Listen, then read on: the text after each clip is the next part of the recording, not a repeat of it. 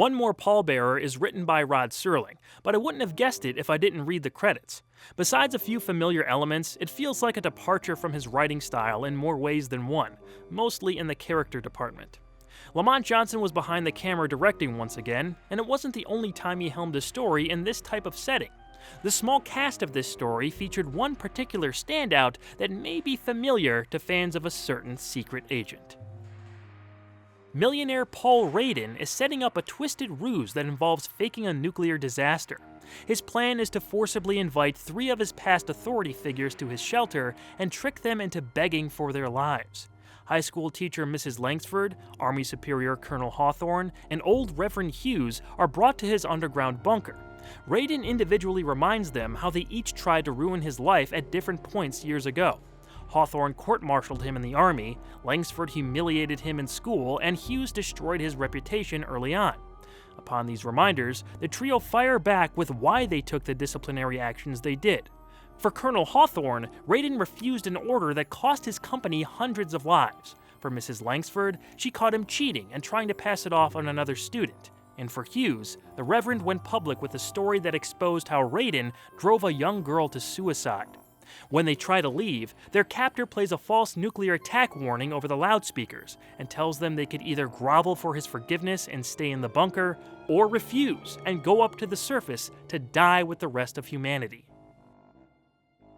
This felt like an offbeat episode of the show. It's not like it's terrible or among the worst of the series, but there's an unfamiliar atmosphere surrounding it that doesn't feel much like the Twilight Zone. What's weird is that Rod Serling wrote it, Lamont Johnson directed it. They didn't get some new writer and/or director to handle this one.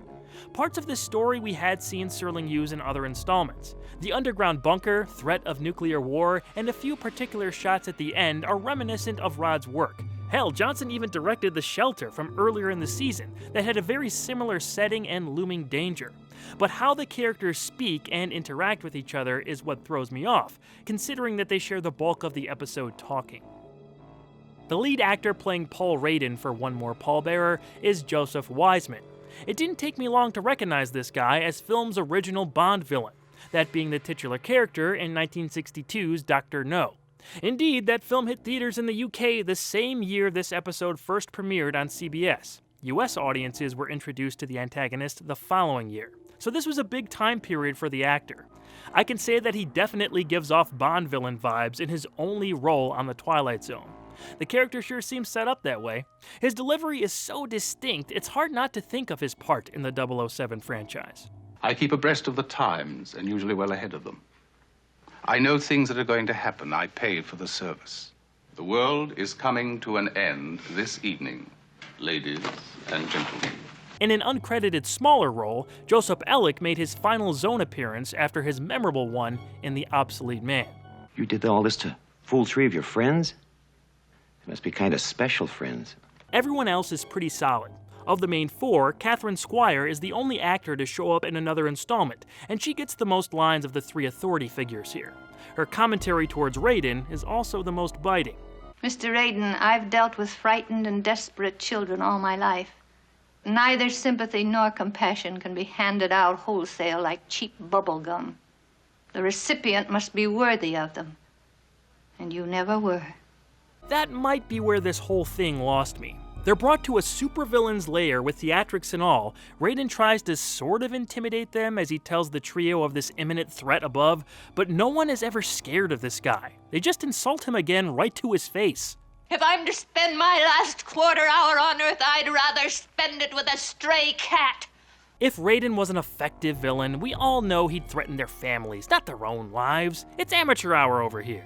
Our main character basically becomes pathetic, and while I'm sure that was intentional by the end, he never gets a real one-up on his detainees. There's no sense that he has them at a disadvantage. You kind of feel sorry for him just before the credits roll, but not enough to warrant what felt like a waste leading up to the twists.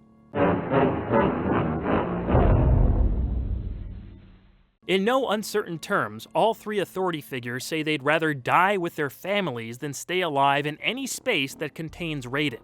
They enter the elevator and ascend to their assumed fate, Raiden protesting all the way. His great plan of revenge failed, the millionaire begins to hear actual attack sirens in his bunker and watches the entire city destroyed on his screen. He rushes up to the surface to see that a nuclear strike had indeed happened. It's wreckage as far as the eye can see. Shocked, Raiden starts to break down. We then dissolve to the normal, untouched exterior of his building, where the once pompous man has gone mad, imagining a nuclear attack had actually taken place. A police officer tends to the mentally broken Raiden as he raves about being the only person left, and the story comes to a close.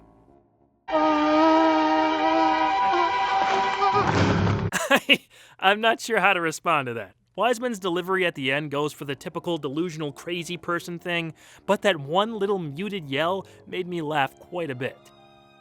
Rod's appearance as the narrator was cool, and I don't know what else to say about this. Nothing supernatural or strange actually happens. That's not always a bad thing, but it's a double twist with no substance. Perhaps leaving him in the destroyed world by the end would have forced me to give this more slack. Regardless, it's just an odd little episode. Maybe it creates some sympathy for its villain, but not in the way I believe was intended. It's got a performance from Joseph Wiseman that might be worth a look, especially if you're a big James Bond fan. However, I'd still recommend skipping this one and turning your focus to better offerings. Leave Mr. Raiden buried in his own thoughts of self-destruction, for he lies deep in a lonely, dark corner of the Twilight Zone.